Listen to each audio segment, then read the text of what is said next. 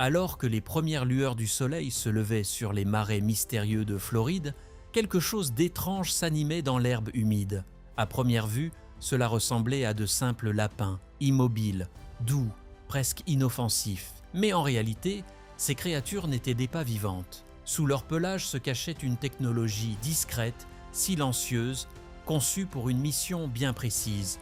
Des centaines de ces dispositifs fonctionnant à l'énergie solaire avaient été placés en secret, chacun avec un objectif troublant: attirer l'un des prédateurs les plus redoutables de la région. Et si tu veux découvrir comment une idée aussi folle a pu voir le jour, reste jusqu'à la fin, abonne-toi et dis-moi en commentaire ce que tu en penses, parce que cette histoire dépasse tout ce qu'on peut imaginer.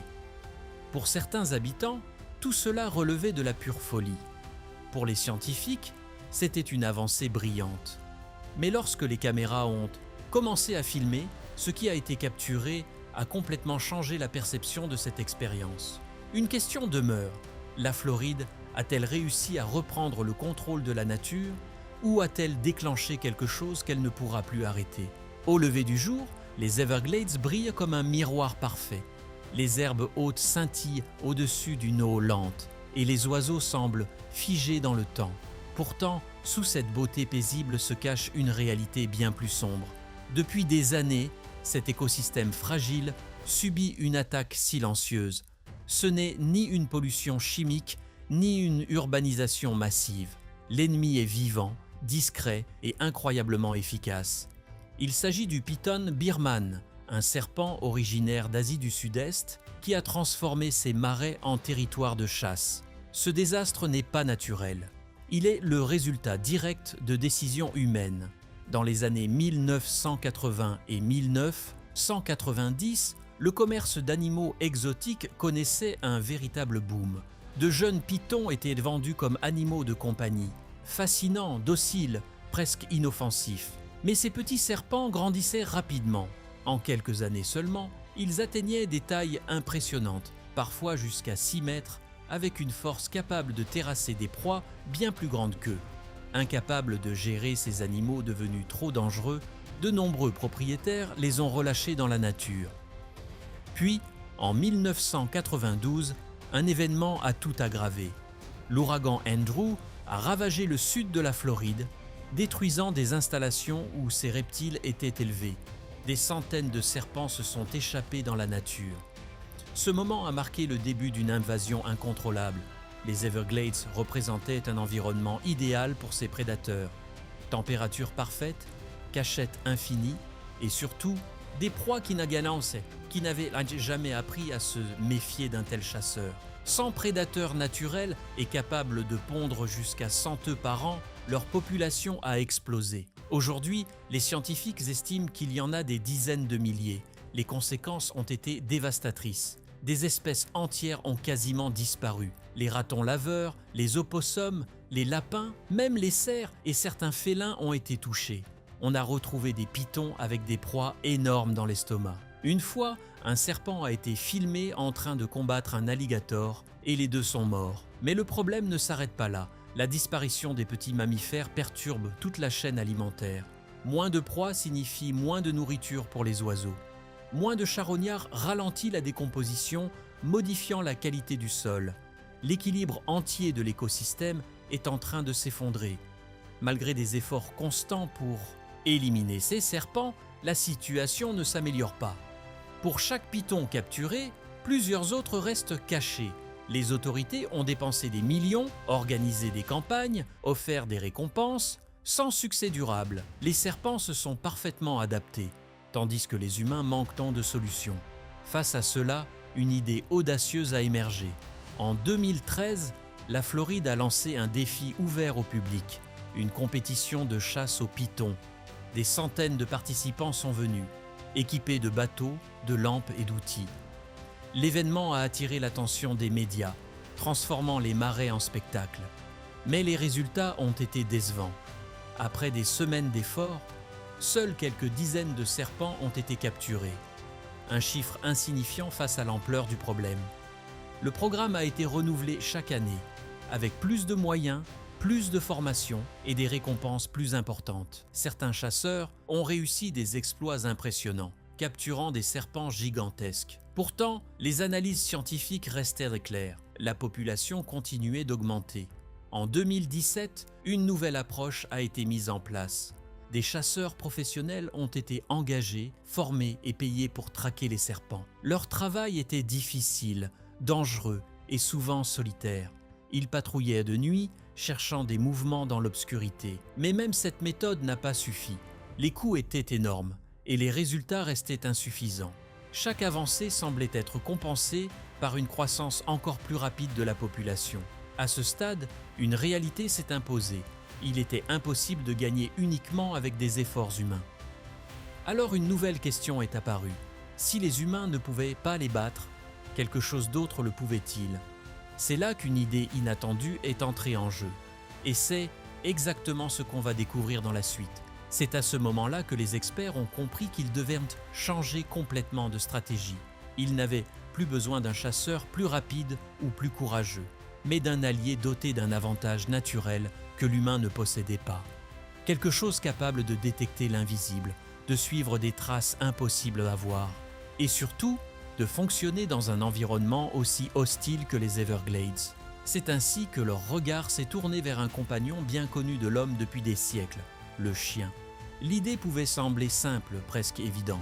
Pourtant, dans ce contexte précis, elle représentait une véritable révolution. Au lieu de chercher les serpents avec les yeux, pourquoi ne pas les trouver grâce à l'odorat? 2 chiens ont été sélectionnés pour cette mission expérimentale.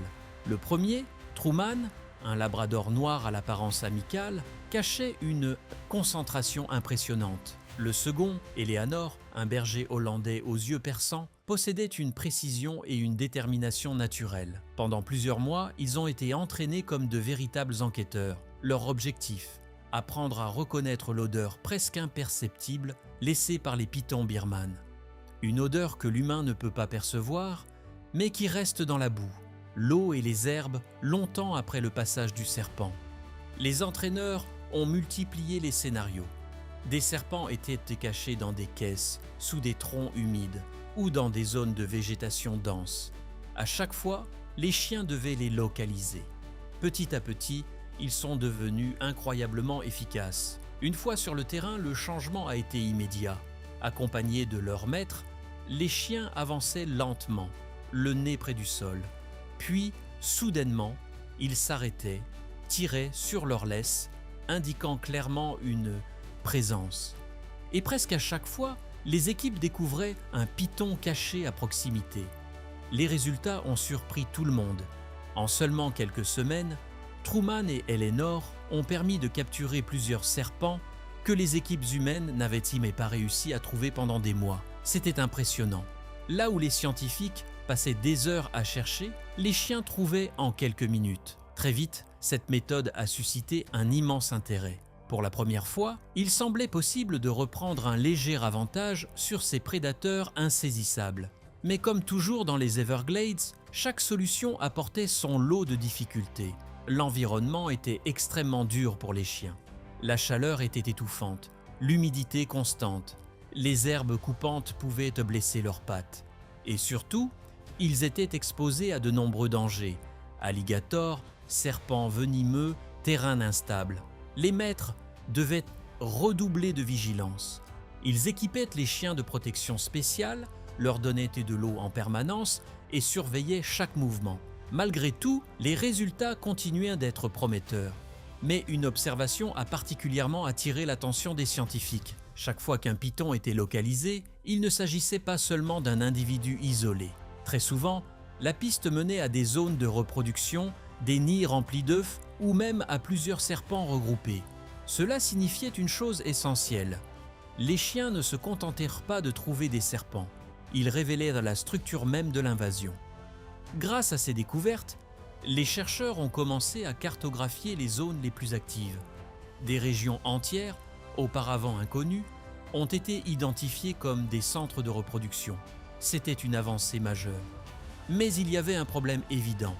Même avec des chiens aussi efficaces, il était impossible de couvrir un territoire aussi immense. Les Everglades s'étendent sur des centaines de milliers d'hectares. Multiplier les équipes coûterait énormément d'argent, demanderait du temps et nécessiterait une organisation gigantesque. Cette méthode, bien qu'efficace, ne pouvait pas résoudre le problème à grande échelle. Alors, une nouvelle question a émergé. Et si, au lieu de chercher les serpents, on les attirait directement? Cette idée semblait presque trop simple, mais elle allait conduire les scientifiques vers une approche bien plus controversée. Ils ont commencé à réfléchir à ce qui attirait le plus les pitons.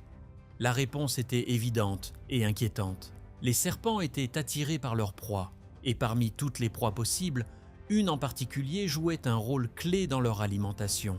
Les lapins des marais, autrefois très nombreux dans les Everglades, ces animaux avaient presque disparu à l'Idaho, cause de la prédation.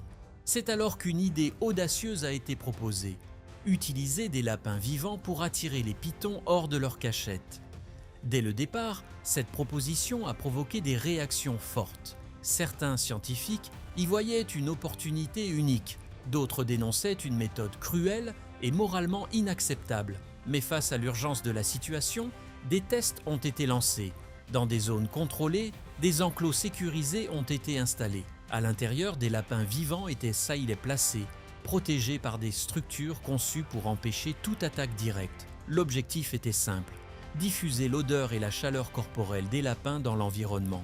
Et les résultats ont été rapides. En quelques semaines seulement, des pitons ont commencé à apparaître autour des installations. Attirés par l'odeur, ils s'approchaient lentement, parfois en grand nombre. Dans un seul site d'étude, plus de 20 serpents ont été observés en quelques mois. C'était une preuve claire. Attirer les serpents fonctionnait mieux que de les chercher. Mais ce succès avait un prix. Les images de lapins terrifiés, entourés de prédateurs, ont choqué le public. Les associations de protection animale se sont mobilisées. Même certains membres du projet ont exprimé leur malaise. La pression est rapidement devenue trop forte. Le financement de ces expériences a été suspendu, puis complètement arrêté. Mais malgré cet arrêt, une chose essentielle avait été découverte. Ce n'étaient pas les lapins eux-mêmes qui étaient la solution, c'était le principe: attirer les serpents avec des signaux spécifiques. Alors, une nouvelle idée a commencé à prendre forme. Et si on pouvait reproduire ces signaux sans utiliser d'animaux vivants? C'est à ce moment précis que la science et la technologie ont commencé à se rejoindre. C'est à partir de cette réflexion que tout a basculé. Les scientifiques ont compris que la clé ne résidait pas dans l'animal utilisé, mais dans les signaux qu'il émettait. L'odeur, la chaleur, les micro-mouvements, tout cela formait une sorte de langage invisible auquel les pitons répondaient instinctivement. Si ce langage pouvait être reproduit artificiellement, alors il devenait possible de manipuler le comportement de ces prédateurs sans recourir à des méthodes controversées. Très vite, une collaboration inattendue a vu le jour.